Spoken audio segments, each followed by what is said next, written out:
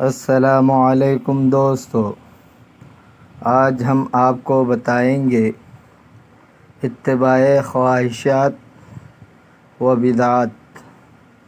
نبی کریم صلی اللہ علیہ وسلم کا فرمان ہے کہ آپ اپنے کو نئے امور سے بچاؤ، کیونکہ ہر نیا کام بدعت ہے اور ہر بدعت گمراہی موجب نار ہے۔ فرمان نبوی ہے کہ جس نے ہمارے اس دین میں کوئی ایسی بات نکالی جو دین میں سے نہیں ہے تو وہ بات مردود ہے۔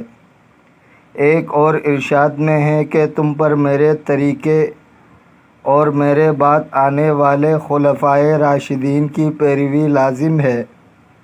ان احادیث سے یہ بات معلوم ہوئی کہ ہر وہ بات جو کتاب و سنت اور اجماع ائمہ کے مخالف ہو وہ قابل تردید بدعت ہے، یعنی بدعت سیئہ۔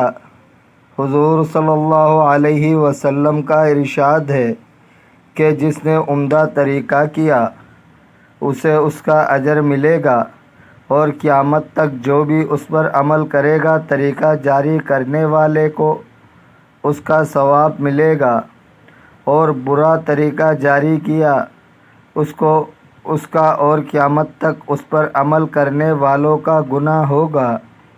حضرت قتادہ رضی اللہ تعالی عنہ نے اس فرمان الہی وَأَنَّ هَذَا صِرَاطِي مُسْتَقِيمًا فَاتَّبِعُوهُ اور تحقیق یہ میرا سیدھا راستہ ہے پس اس کی اتباع کرو کے بارے میں کہا۔ جان لو راستہ صرف ایک راستہ ہے جس کی جڑ ہدایت اور جس پر پیرنا جنت کی طرف ہے، اور شیطان نے متفرق راستے بنائے ہیں جن کا اصل گمراہی اور جن پر پیرنا جہنم کی طرف ہے۔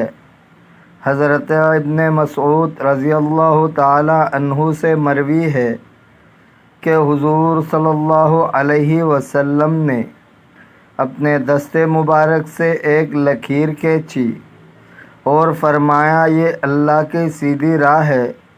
پھر آپ نے اس لکیر کے دائیں بائیں اور بہت سی لکیریں کھینچی اور فرمایا یہ راستے ہیں، ان میں کوئی راستہ نہیں ہے مگر ہر راستے پر شیطان ہے جو اپنی طرف بلاتا رہتا ہے۔ پھر آپ نے مذکورہ بالا آیات تلاوت فرمائی۔ حضرت ابن عباس رضی اللہ تعالی عنہ کا قول ہے کہ یہ گمراہی کے راستے ہیں۔ حضرت ابن عطیہ رضی اللہ تعالی عنہ کا قول ہے یہی راستے جن کی اللہ تعالی نے نشاندہی فرمائی ہے، ان میں یہودیت، نصرانیت، مجوسیت اور تمام مذہب باطلہ بدعتی نفسانی خواہشات کے پیروی کرنے والے گمراہ، اپنی الگ راہیں متعین کرنے والے وغیرہ سب شامل ہے، چاہے وہ جھگڑوں اور فتنوں فساد میں دلچسپی لینے والے ہوں یا گفتگو میں بال کی کھال اتارنے والے ہوں۔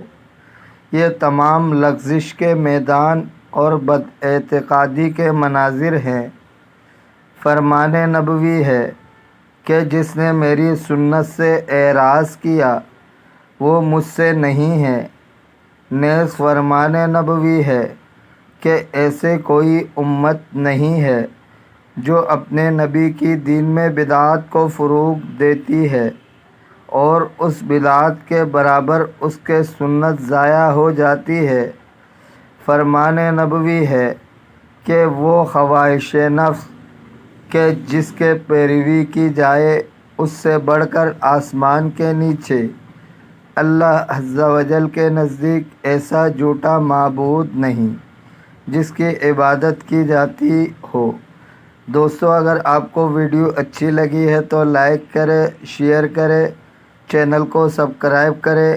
اپنے بہت سارے خیال رکھیے گا۔ ملتے ہیں اگلے ویڈیو میں۔ اللہ حافظ۔